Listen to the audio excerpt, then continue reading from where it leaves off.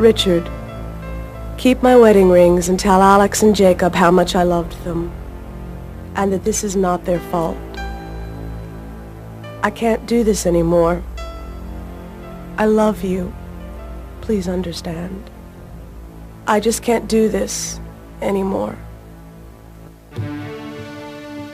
Suicide, the final act of those who feel life's problems are so overwhelming that the only way they can cope is by ceasing to cope entirely. Angie Fenimore was such a person. But during her suicide attempt, Angie discovered the turmoil she was facing in this life was nothing compared to that which awaited her in the afterlife. Hell is a matter of suffering, and I was in hell long before I took my life. Where I went was just a manifestation of what I was already experiencing. I wanted so badly just to end my life and to be done, and what I found was that I took all that with me, and it was multiplied, just intensified beyond anything that we even have the power of understanding in this life.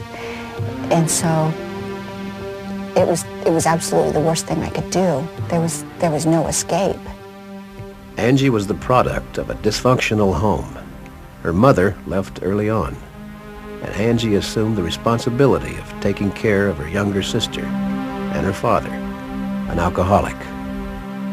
The young girl carried out her new role as best she could, but the situation began to deteriorate, and eventually Angie became a victim of psychological abuse, sexual abuse, and was consumed with feelings of utter worthlessness.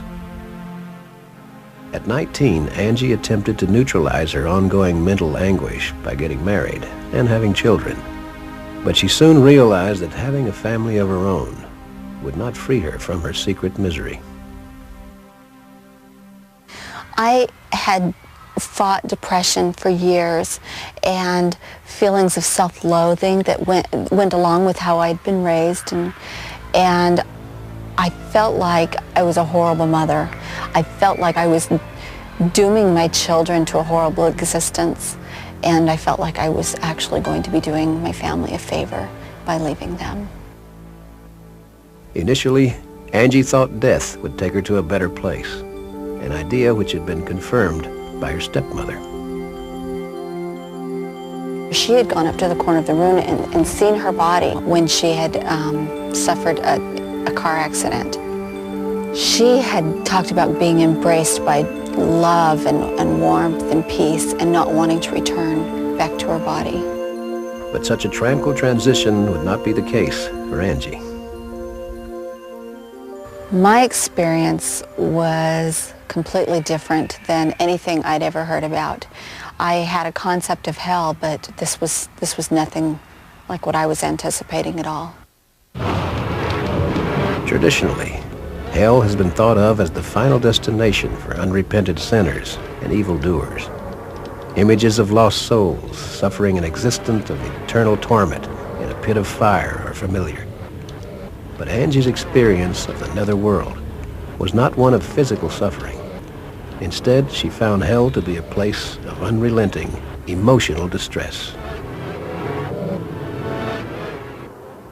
Angie's journey into the abyss began one cold January morning when, after failing to end her life by slashing her wrist, she took an overdose of pills and laid down on a couch to die. When I was dying, I could feel this tremendous energy encompass me, and I could feel my spirit and my body separating. And it was very powerful and far more real than anything I've experienced in this life. As her spirit left her body, Angie became aware of images racing toward her. What I saw was actually my very first memory, and that was of being born. And I saw my mother looking at me and cradling me, and then I went through every moment of my life just exactly as I had lived it, only I felt everybody's feelings. I felt it from everybody's perspective, and I had a completely renewed understanding of what my life had been like and what my parents had really been like and what they were trying to do. And I found it very interesting that my mother was such a significant part of my life. I'd forgotten most of my memories with her because she had left when I was 9. And most importantly, I think I understood that she loved me. As Angie continued to look back on her life, she began to sense that she wasn't alone. I could feel a presence with me. I could feel a person with me. I knew he was male, and I knew he was viewing my life with me. Eventually, Angie's review of her life ended, as it began, with her suicide. I went all the way to the point where I was lying there on the couch, and at that point I was surrounded by darkness.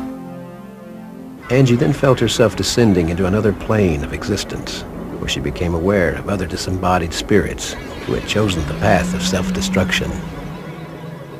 They were all kind of mumbling to themselves, completely self-absorbed, caring nothing about anybody else there or about anything but themselves. What was going on was that these people were reliving this worst experience over and over and over again, reliving this agony that they were in, this turmoil, whatever it was that had caused each of them to take their lives. Angie, as well, might have been doomed to this ironic existence for all eternity had she not been called upon. I heard a voice, and it said, "Is this what you really want?" And I looked to see where the voice was coming from. The words had come from above.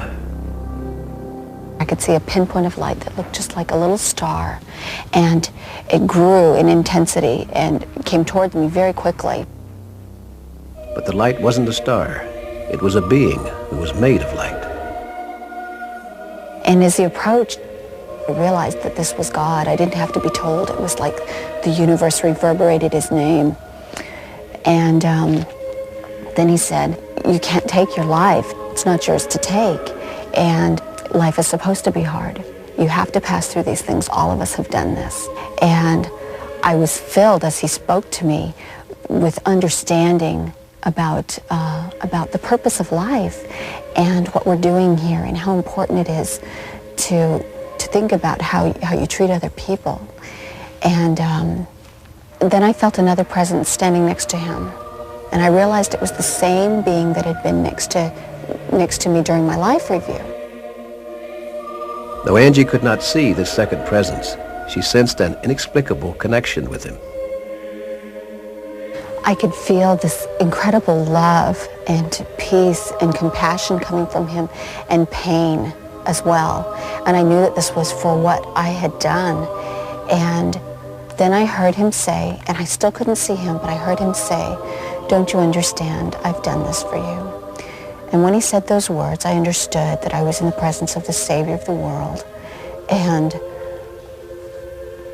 I could feel what he had done for me. I was taken into that experience, into when he suffered for me, and I caught that moment of his life and understood that this was a very real and literal thing that had happened. And then I was shown what would happen to my children if I were to take my life and remain dead. And my oldest son in particular was harmed so terribly by the grief and the pain that he would have to suffer through his life that he was rendered incapable of even completing his mission here successfully. With the knowledge of the potential fate of her children, Angie's desire to die disappeared. And it was at that point that I was ready to come back. I think I just needed to understand that my life is not my own, that what we're doing here is so important, and every life that we touch is important. Angie's return to her body was instantaneous. When I came back, I rushed very quickly through the darkness, and when I opened my eyes, I was lying on the couch, and I could feel all the pain that I'd experienced, the drugs that I had taken, and my husband was coming through the front door at the same time. Looking back on the incident, Angie now realizes how she came to a place where she felt the need to kill herself. I didn't get there because other people had done things to me as much as that I had chosen not to overcome the things that are intentionally given to us, problems, things that we need to overcome so that we can grow. I still have trials that I have to overcome, but the important thing is to find happiness and to actually make happiness. Recently, Angie gave birth to her third child, David, and the happiness which his presence has brought to her is clear. I've often wondered how come I was permitted to come back, and all I can really say about that is that I am filled with gratitude that I was. I don't know for sure. All I know is that I still had purpose here, and that I was important, especially to my children. In her book, Beyond the Darkness, Angie chronicles her most amazing journey and details the information she was given about a scheme to land us all in hell. One of the things that I was told is that there is a being of darkness, that he's very organized, and that he has concourses of dark angels that assist him, and their main purpose is to thwart the plan of God, to direct those of us who are here in mortality to do harmful things. But because of Angie's harrowing experience, she knows she can avoid the plans of the Prince of Darkness by living her life in the light. And by doing so, her life has improved immeasurably. Yeah, life is great, and being in the light is wonderful.